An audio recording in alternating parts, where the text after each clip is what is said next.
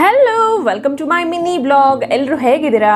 ನಾನಿವತ್ತು ನಿಮ್ಗೆಲ್ಲ ಕಚ್ಚಾ ನೇರಳೆ ಹಣ್ಣಿನ ಜ್ಯೂಸ್ ಮಾಡೋದು ಹೇಗೆ ಅಂತ ಹೇಳ್ಕೊಡ್ತಾ ಇದ್ದೀನಿ. ಇದನ್ನ ಜಾಮೂನ್ ಫ್ರೂಟ್ ಅಂತ ಕೂಡ ಕರೀತಾರೆ. ನೀವಿಲ್ಲಿ ನೋಡ್ತಾ ಇರ್ಬೋದು, ಎಷ್ಟು ಕಲರ್ಫುಲ್ ಆಗಿ ಕಾಣಿಸ್ತಾ ಇದೆ ಅಲ್ವಾ? ಆರೋಗ್ಯಕ್ಕೂ ಕೂಡ ಅಷ್ಟೇ ಒಳ್ಳೇದು ಅಂತ ಹೇಳ್ತಾ ಇವತ್ತಿನ ನನ್ನ ಮಿನಿ ಬ್ಲಾಗ್ ನ ಸ್ಟಾರ್ಟ್ ಮಾಡ್ತಾ ಇದ್ದೀನಿ. ಈಗ ನಾನಿಲ್ಲಿ ಒಂದು ಅರ್ಧ ಕೆಜಿಯಷ್ಟು ನೇರಳೆ ಹಣ್ಣನ್ನ ಸಾಲ್ಟ್ ವಾಟರ್ ಅಲ್ಲಿ ಚೆನ್ನಾಗಿ ವಾಶ್ ಮಾಡಿ ಇಟ್ಕೊಂಡಿದ್ದೀನಿ. ಇದಾದ್ಮೇಲೆ ನೆಕ್ಸ್ಟ್ ಹಣ್ಣನ್ನ ಸಣ್ಣ ಸಣ್ಣದಾಗಿ ಅದರ ಒಳಗಡೆ ಇರುವಂತಹ ಸೀಡ್ಸ್ ನ ತೆಗೆದು ಕಟ್ ಮಾಡಿ ಇಟ್ಕೋಬೇಕಾಗತ್ತೆ.